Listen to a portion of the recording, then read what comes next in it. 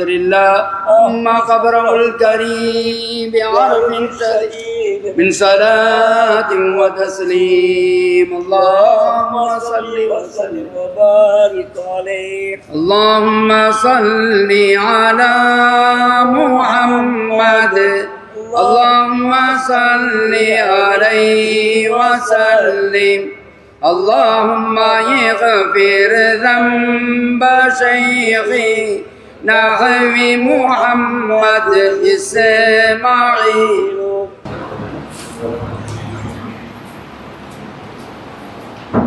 السلام عليكم ورحمة الله وبركاته.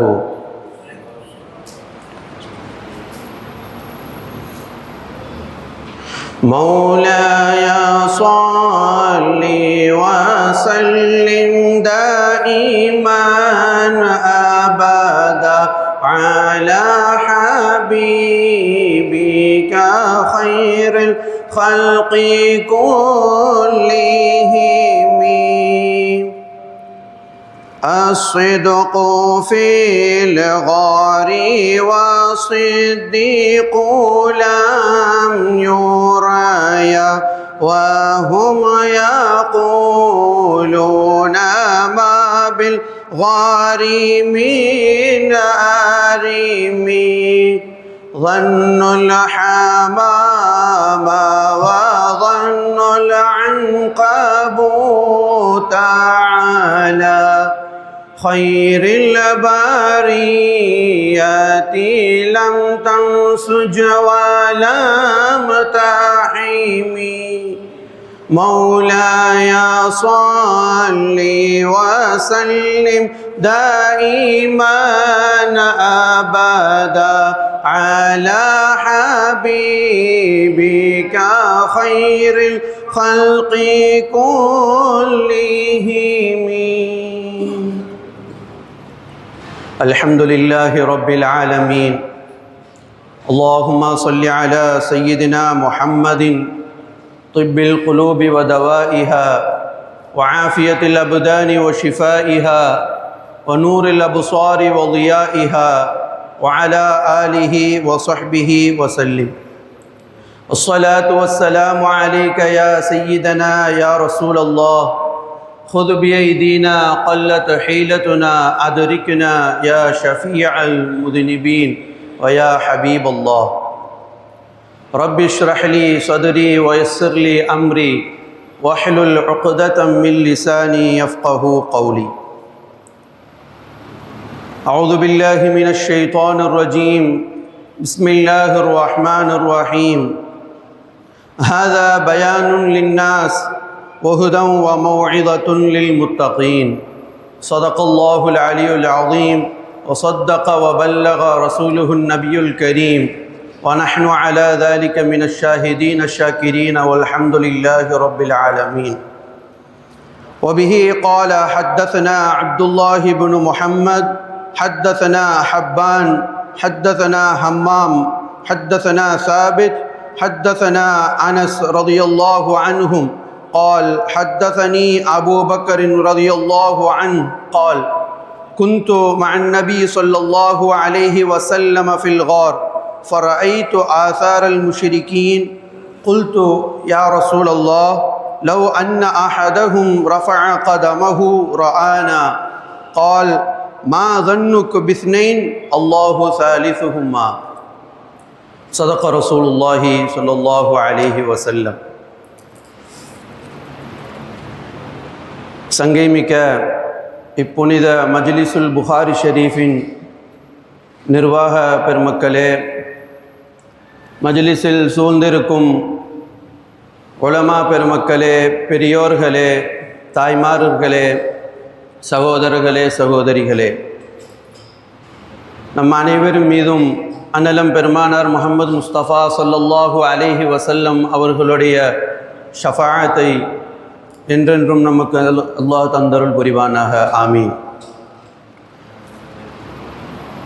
சையதுனா முஹம்மதுன் ஸல்லல்லாஹு அலைஹி வஸல்லம் அவர்களுடைய பொன்மொழிகள் ஹதீஸ் கிரந்தங்களில் முக்கியத்துவம் வாய்ந்த முதன்மை வாய்ந்த கிரந்தம்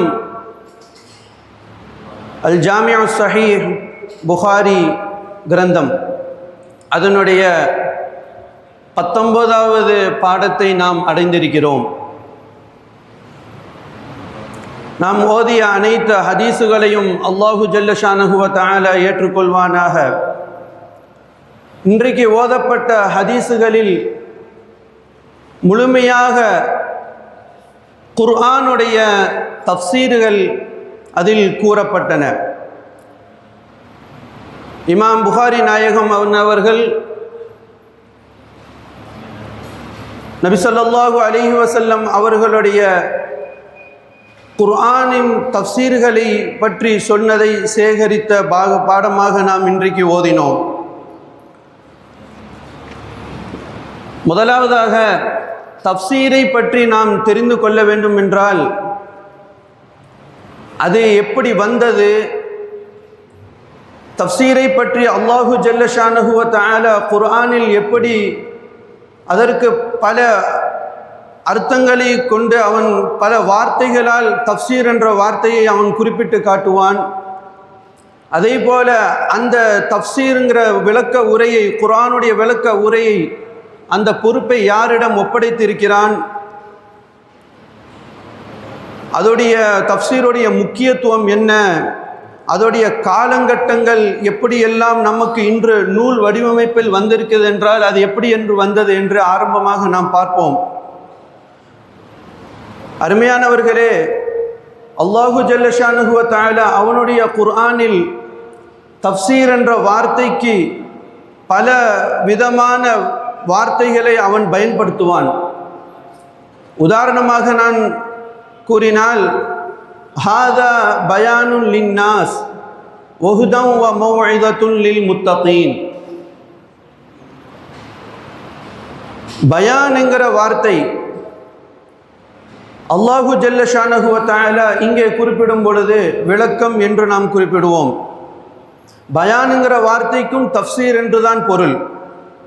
அப்போது குர்ஆன் என்பது மனிதர்களுக்கு விளக்கம் அளிக்கக்கூடியதாகவும் தெளிவடைய வைக்கக்கூடியதாகவும் இருக்கின்றது என அல்லாஹு ஜல்ல ஷானஹு வ தஆலா குர்ஆனில் குறிப்பிட்டு காட்டுவான்.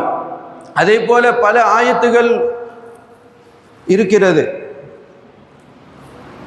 இன்னொரு இடத்துல அல்லாஹ் ஜல்ல ஷானஹு வ தஆலா குறிப்பிடும் பொழுது வநஸ்ஸல்னா அலைக்கல் கிதாப திபியானன் லிகுல்லி ஷை.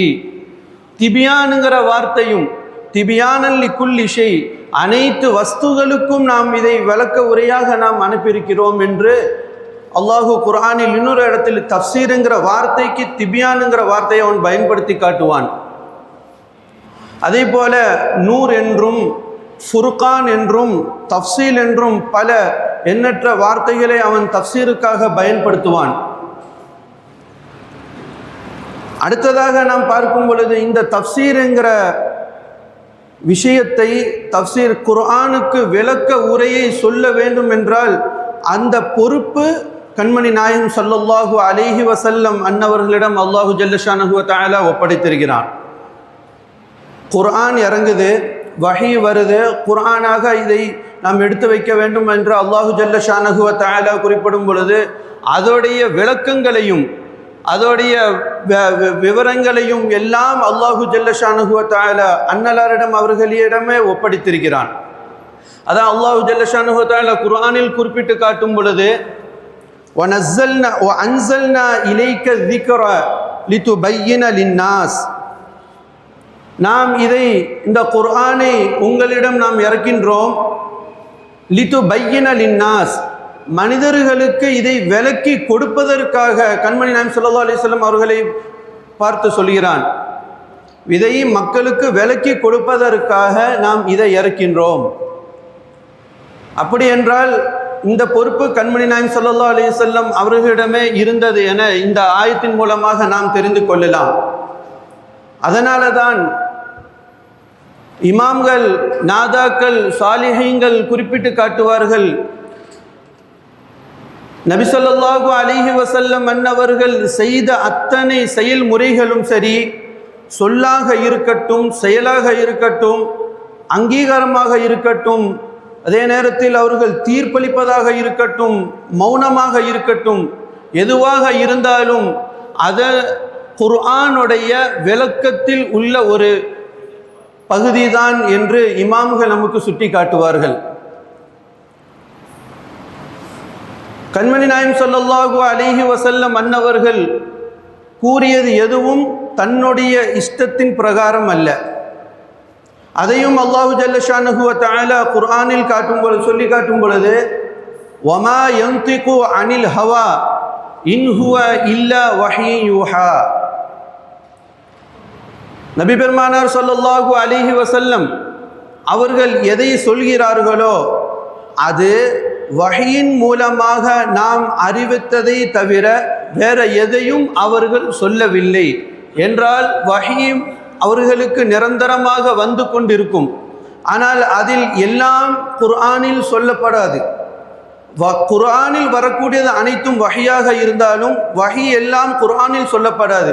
அதே நேரத்தில் மற்ற செயல்பாடுகளின் மூலமாக குர்ஆனுடைய விளக்கமாகவும் இந்த வஹியை அல்லாஹு ஜல்ல ஷானஹு வ தஆலா இறக்குவான். அத்தனை செயல்முறைகளும் நபி ஸல்லல்லாஹு அலைஹி வஸல்லம் அவர்களுடைய வாழ்க்கை முறையை நாம் எடுத்துக்கொண்டால் அனைத்தும் அல்லாஹுடைய புறத்தில் இருந்து வந்த எல்லா செய்தியாகும். அவர்களுடைய அசைவாக இருக்கட்டும், பேச்சாக இருக்கட்டும், சொல்லாக இருக்கட்டும், அவர்கள் ஒப்புக்கொண்ட அங்கீகாரமாக இருக்கட்டும், அவருடைய நடைமுறையாக இருக்கட்டும், அனைத்தும் கண்மணி நாயகம் ஸல்லல்லாஹு அலைஹி வஸல்லம் அவர்களுக்கு வஹியின் மூலமாக இறக்கப்பட்டது.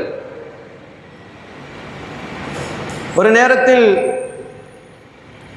ஆயிஷா ரலியல்லாஹு அன்ஹா அவர்களிடம் நபி ஸல்லல்லாஹு அலைஹி வஸல்லம் அன்னவர்களுடைய குணத்தை பற்றி கேட்கப்பட்டது.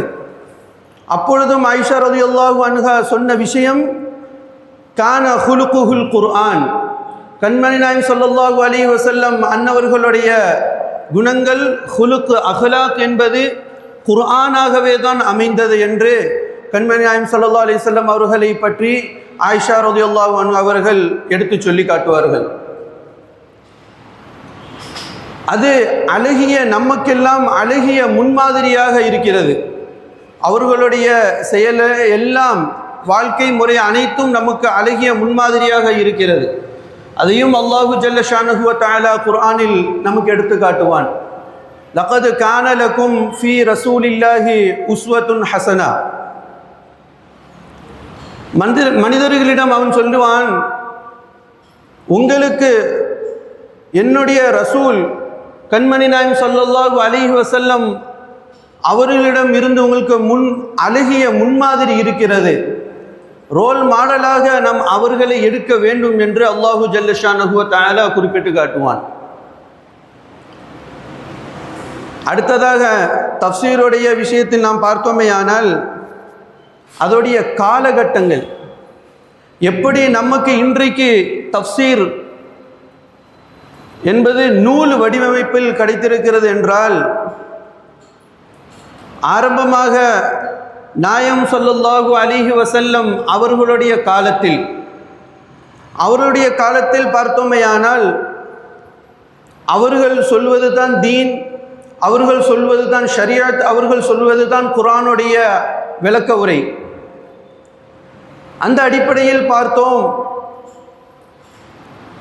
ஒரு உதாரணத்துக்காக நான் எடுத்து காட்டுகிறேன். நேற்று ஓதிய ஒரு ஹதீஸின் மூலமாக, அல்லதீன ஆமனு வலம் எல்பிசு ஈமானஹும் பிதுல்மின் உலாஇக லஹுமுல் அம்னு வஹும் முஹ்ததூன். இங்கே துல்ம் என்கிற வார்த்தை ஆயத்தில் குறிப்பிடுறது. இந்த ஆயத்தில் வருது துல்ம் என்கிற வார்த்தை. துல்ம் என்கிற வார்த்தையை புத்தம் பொதிவாக நாம் கூறுவது அநியாயம் அல்லது அக்கிரமம் என்ற அர்த்தத்திற்கு நாம் துல்ம் என்கிற வார்த்தையை அரபியில் பயன்படுத்துவார்கள். ஆனால் இங்கே நபி ஸல்லல்லாஹு அலைஹி வஸல்லம் அன்னவர்கள் துல்ம் என்கிற வார்த்தைக்கு, துல்ம் என்கிற அந்த சொல்லுக்கு அவர்கள் அர்த்தம் சொல்லி காட்டுவார்கள். வேற ஒரு ஆயத்தில் லுக்மான் அலைஹிஸ்ஸலாம் அவர்களுடைய மக்களுக்கு லுக்மான் அலைஹிஸ்ஸலாம் ஒரு உபதேசம் செய்து கொடுப்பார்கள், நசிஹத்து செய்வார்கள். அதில் வரும் இன்ன ஷிர்க லதுல்முன் அதீம். ஷிர்க் என்பது மிக கொடுமையான அநீதியும் அக்கிரமத்தையும் அளிக்கக்கூடியதாகும். அந்த அர்த்தத்திற்கு நபி ஸல்லல்லாஹு அலைஹி வஸல்லம் அன்னவர்கள் இங்கே துல்ம் என்கிற வார்த்தைக்கு ஷிர்க் என்று குறிப்பிட்டு காட்டுவார்கள். இது நபி ஸல்லல்லாஹு அலைஹி வஸல்லம் அன்னவர்களுடைய காலத்தில் அவர்கள் குறிப்பிட்டு காட்டிய ஒரு தஃப்சீர், ஒரு விளக்க உரை, குர்ஆனுக்கு விளக்க உரையில் இந்த ஹதீஸை நாம் நேற்று ஓதியிருப்போம். அதற்கு பிறகு நபி ஸல்லல்லாஹு அலைஹி வஸல்லம் அவர்களுடைய காலத்திற்கு பிறகு சஹாபாக்களுடைய காலம் வருகிறது.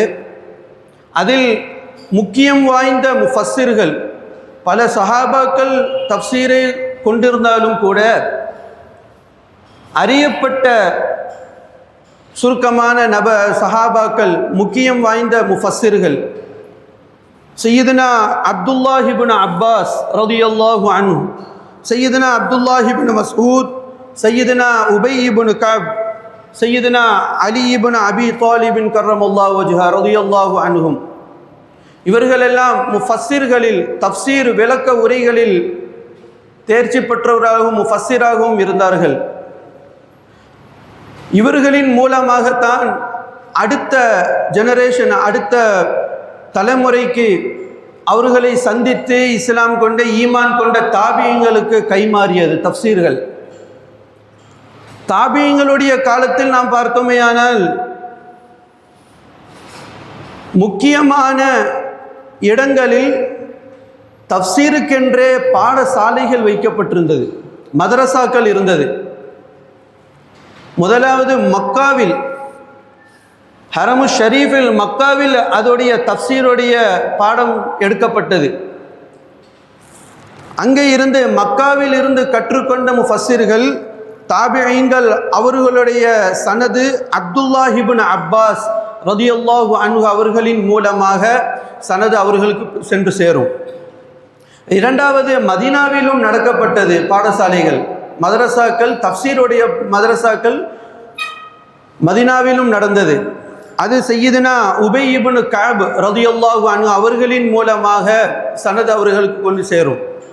மூன்றாவது கூஃபாவிலும் நடக்கப்பட்டது. கூஃபாவிலும் மதரசா தஃப்சீருக்கென்றே நடக்கப்பட்டது. அதில் அப்துல்லாஹ் இப்னு மஸ்ஊத் ரலியல்லாஹு அன்ஹு அவர்களின் மூலமாக அவர்களுக்கு சனது போய் சேரும். இப்படி தாபிஈன்களுடைய காலம் முடிந்தது. அவர்கள் தாபிஈன்களிலும்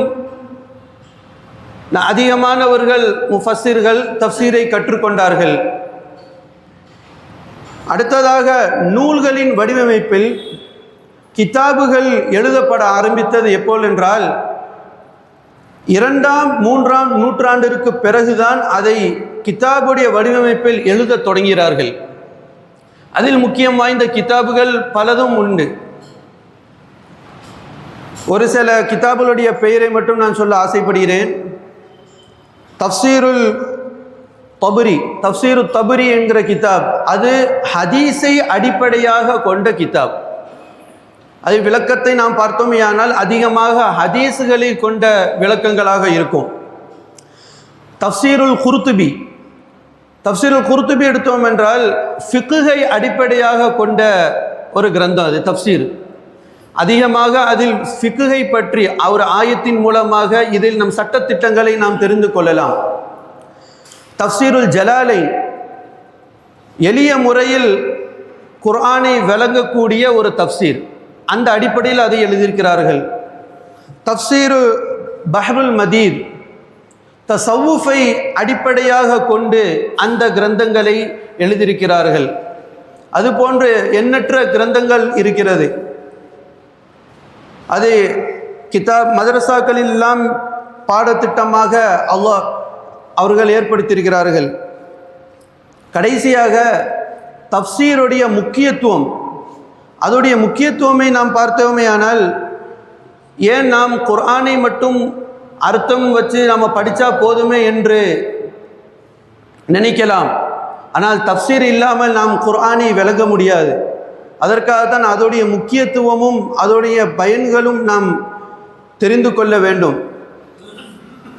தஃப்சீரை வைத்து குர்ஆனை சரியாக நாம் விளங்கலாம். முதல்ல அல்லாஹு ஜல்ல ஷானஹு வ தஆலா இந்த ஆயத்தின் மூலமாக என்ன சொல்ல வருகிறான், என்ன இதன் வழியாக என்ன சொல்லி காட்டுகிறான் என்பதை தஃப்சீரின் மூலமாக நாம் அறிந்து கொள்ளலாம். இரண்டாவதாக, தவறான விளக்கங்களை அதில் இருந்து நம்முடைய செயல்பாடுகளில் இருந்து நாம் தவிர்த்து கொள்ளலாம். ஒரு ஆயத்து இருக்கும், அந்த ஆயத்தை வந்துட்டு சரியான முறையில் நமக்கு அர்த்தம் வைக்க தெரியல அப்படின்றா அதை நம்ம தவறாக விளங்கிடுவோம். அதுக்கு பிறகு நாம் யோசிப்போம், இது குரானில் இருக்கக்கூடிய விஷயத்தை நாம் தவறாக புரிஞ்சிருப்போம். ஆனால் அது நாம் செய்கிறது தான் நன்மை என்று, அது நாம் செய்கிறது தான் சரி என்று நாம் புரிந்து கொண்டோமேயானால் அந்த குரானை நாம் விளங்கி பயனில்லை. அதனால தான் தஃப்சீரை கொண்டு நாம் குர்ஆனை விளங்க வேண்டும். தவறாக புரியாமல் இருப்பதற்கும் சரியாக செயல்படுவதற்கும் இந்த தஃப்சீர் முக்கிய அம்சமாக நமக்கு இருக்கிறது. மூன்றாவதாக, இறை கட்டளைகளை, அவனுடைய அம்ரு நஹிகளை நாம் என்ன செய்யலாம், ஏவல்களையும் தவிர்ப்புகளையும் நாம் சரியான முறையில் நடைமுறையில் கொண்டு வர முடியும் தஃப்சீரின் மூலமாக. நம்முடைய அகீதாக்களை, நம்முடைய நம்பிக்கைகளை, கொள்கைகளை உறுதியாக்க முடியும் தஃப்சீரின் மூலமாக. இது போன்ற எண்ணற்ற நன்மைகளும் தஃப்சீருடைய விளக்கங்களில் நாம் பெற்றுக்கொள்ளலாம். குர்ஆனுடைய விளக்கங்களில் நாம் அதை பெற்றுக்கொள்ளலாம். அருமையானவர்களே, இன்றைக்கு ஓதிய ஹதீஸுகளில் தஃப்சீரை பற்றி தான் அதிகமாக சொல்லப்பட்டது. அதிலிருந்து ஒரு பரக்கத்திற்காக நான் ஒரு விஷயங்களை, ஒரு ஆயத்தை ஓதி நான் அதை சொல்லி என்னுடைய உரையை நான் முடித்துக்கொள்ள ஆசைப்படுகிறேன். பாபு கௌலிஹி சானி யஸ்னைனி இதுஹுமா ஃபில் கார் இது யகூலு லி சாஹிபிஹி லா தஹ்சன் இன்னல்லாஹ மஅனா. ஸதகல்லாஹுல் அலியுல் அஸீம். இந்த சரித்திரத்தை பற்றி நாம் ஏராளம் தெரிந்திருப்போம். ஹிஜ்ரத் பயணத்தின் பொழுது எல்லா சஹாபாக்களும் மதீனாவிற்கு சென்று விட்டார்கள். கண்மணி நாயகம் ஸல்லல்லாஹு அலைஹி வஸல்லம் அன்னவர்களும் அவர்களுடைய தோழரான சையதுனா அபூபக்கர் சித்திக் ரலியல்லாஹு தஆலா அன்ஹு அவர்கள் மட்டும் மக்காவில் தாமதமாக கிளம்புவதற்காக அவர்கள் வெயிட் பண்ணுறாங்க. அந்த சரித்திரம் எல்லாம் நாம் தெரிந்திருக்கும். ஹிஜ்ராக்கு செல்லும் பொழுது காரு சௌர் என்கிற ஒரு குகை, சௌரு குகை, இன்றைக்கும் போனால் நாம் மக்காவில் பார்க்கலாம். அந்த குகைக்காக செல்கிறாங்க. அங்கே மற்ற முஷ்ரிக்கீங்கள், குறைஷிகள், மக்கத்து குறைஷிகள் ரசூல் ஸல்லல்லாஹு அலைஹி வஸல்லம் அன்னவர்களை விரட்டி எப்படியாவது அவர்களை அங்கே போவதை விட்டு நாம் தடுக்க வேண்டும் என்ற திட்டத்துடன் அவர்கள் வந்து பார்க்குறாங்க. அப்போ ரசூலுல்லாவும் சித்திக் நாயகம் ரலியல்லாஹு அன்ஹு அவர்களும் இந்த குகையில் அழகான முறையில் அல்லாஹ்வுடைய பாதுகாப்புடன் துணையுடன் அவர்கள் அங்கே அமைதியாக சலாமத்தாக இருக்கிறாங்க. அப்பொழுதுதான் சித்திக் நாயகத்திற்கு ஒரு பயம் ஏற்படுகிறது. அவர்களுக்கு தன்னை ஏதாவது செய்து விடுவார்களோ என்ற அச்சம் அல்ல. அதே நேரத்தில் இதன் மூலமாக, இந்த குறைஷிகள் தேடுவதின் மூலமாக என்னுடைய ஹபீப் நாயம் ஸல்லல்லாஹு அலைஹி வஸல்லம் அன்னவர்களுக்கு ஏதாவது ஆகிவிடுமோ, ஏனென்றால் அவங்க தனியாக தான் இருக்கிறாங்க, வேற யாரும் கூட்டத்துக்கு வேற யாரையும் சேர்க்க முடியலை. இவங்க ரசூலுல்லாவும் அதே நேரத்தில் சித்திக் நாயம் ரலியல்லாஹு அன்ஹு அவர்கள் மட்டும்தான் இருக்கிறாங்க. அவர்களுக்கு அந்த பயம்தானே தவிர தன்னை பற்றி எந்த கவலையும் இல்லை.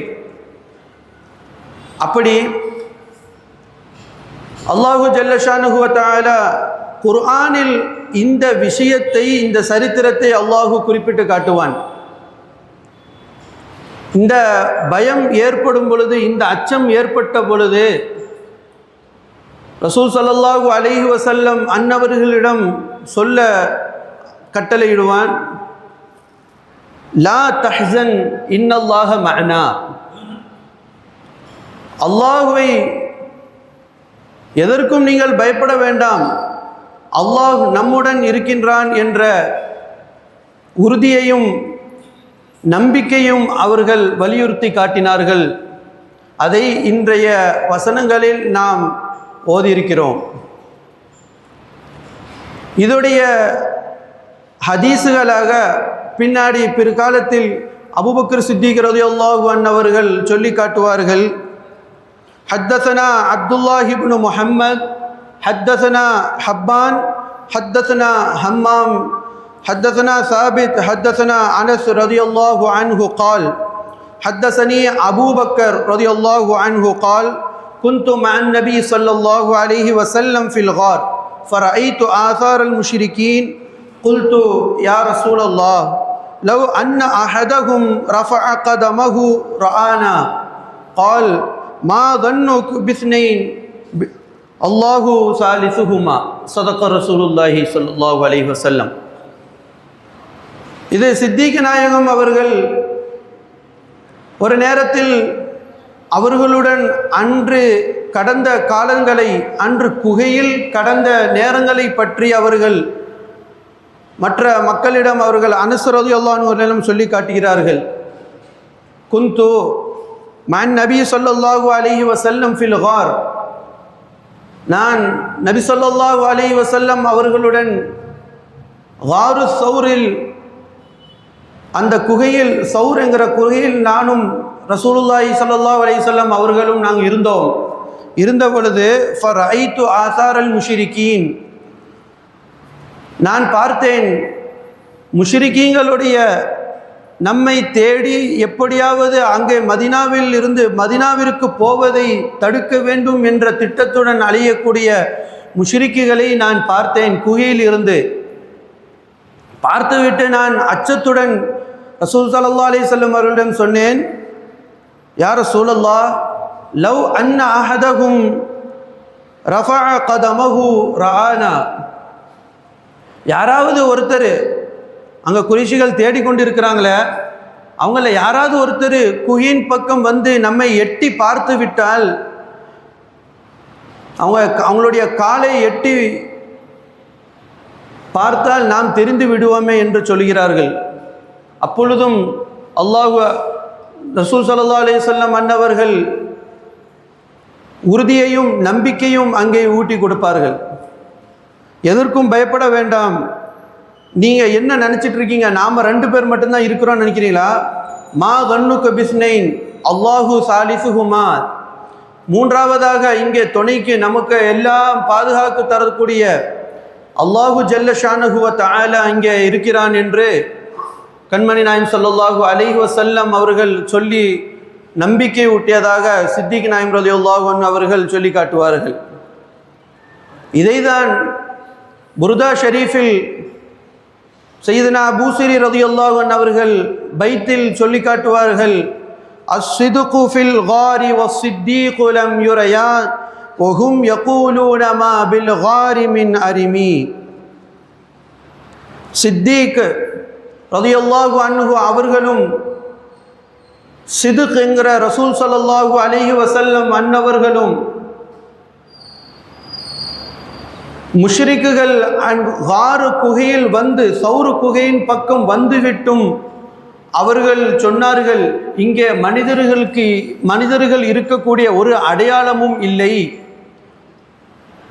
எப்போ ரசூல் ஸல்லல்லாஹு அலைஹி வஸல்லம் அன்னவர்களும் சித்திக் நாயம் குகையில் இருக்கவே, யாரை அவர்கள் தேடி பிடிக்க வேண்டுமோ அப்படிப்பட்ட நபர்கள் அங்கே உள்ளே இருக்கவே, முஷ்ரிக்குகள் வேணுமென்றால் அவர்கள் எட்டி பார்த்திருக்கலாம்.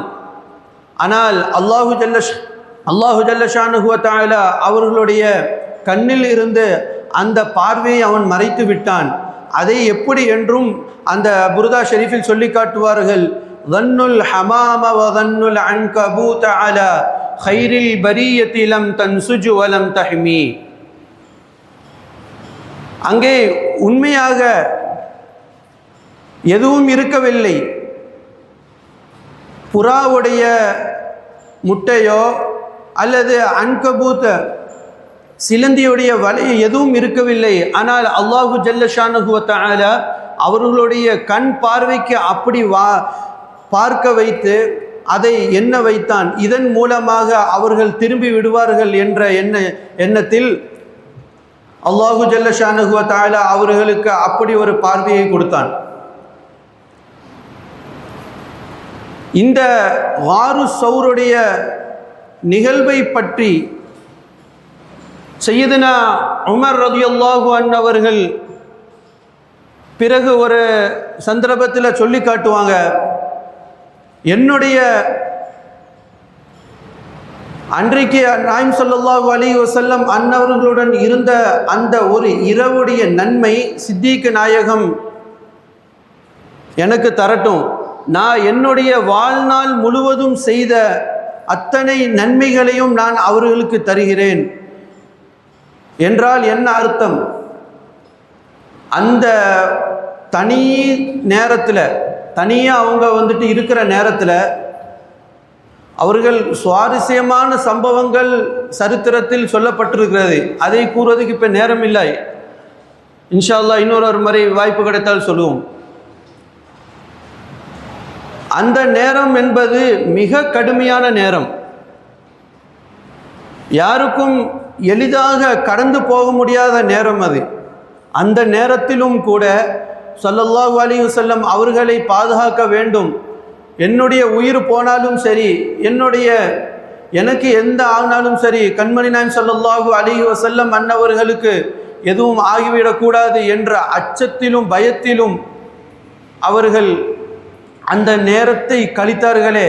அந்த நேரத்தை நான் எனக்கு தந்துவிட்டு என்னுடைய முழு வாழ்நாள் முழுவதும் செய்த அமல்களை அவர்கள் எடுத்துக்கொள்வாரையானால் அது எனக்கு சிறப்பாக இருக்கும் என்று உமர் ரலியல்லாஹு அன்ஹு அவர்கள் இதை சுட்டி காட்டுவார்கள்.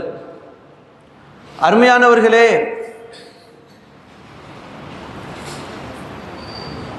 இப்படி தஃப்சீருடைய பாடங்களை நாம் இன்றைக்கு பார்த்தோம். வாரு சௌரில் நடந்த சம்பவங்களை எடுத்து நாம் பார்த்தோம். இதன் மூலமாக நாமும் நம்முடைய நம்பிக்கைகளையும் அகீதாக்களையும் கொள்கைகளையும் நாம் உறுதிப்படுத்தி கொள்ள வேண்டும். எல்லாம் வல்ல அல்லாஹ் நம்முடைய ஈமானை அதிகப்படுத்தி தருவானாக. சித்திக் நாயகத்துடைய பரக்கத்தினால் நம்முடைய எல்லா ஆபத்துகளை விட்டும் நம்மை பாதுகாத்து கொள்வானாக. எல்லா பலா முசீபத்துகளில் இருந்தும் நம்மை பாதுகாத்து கொள்வானாக. மருத்துவமனையில் அனுமதிப்பதை விட்டு நம்மை பாதுகாத்து கொள்வானாக. நம்ம ஓதிய அனைத்து ஹதீஸுகளையும் அல்லாஹ் ஏற்றுக்கொள்வானாக என்று கூறி துஆ செய்தவனாக என்னுடைய உரையை நான் நிறுத்திக் கொள்கிறேன். வஆகிரு தஅவானா அனில் ஹம்துலில்லாஹி ரப்பில் ஆலமீன். அஸ்ஸலாமு அலைக்கும் வரஹ்மத்துல்லாஹி வபரகாத்துஹு.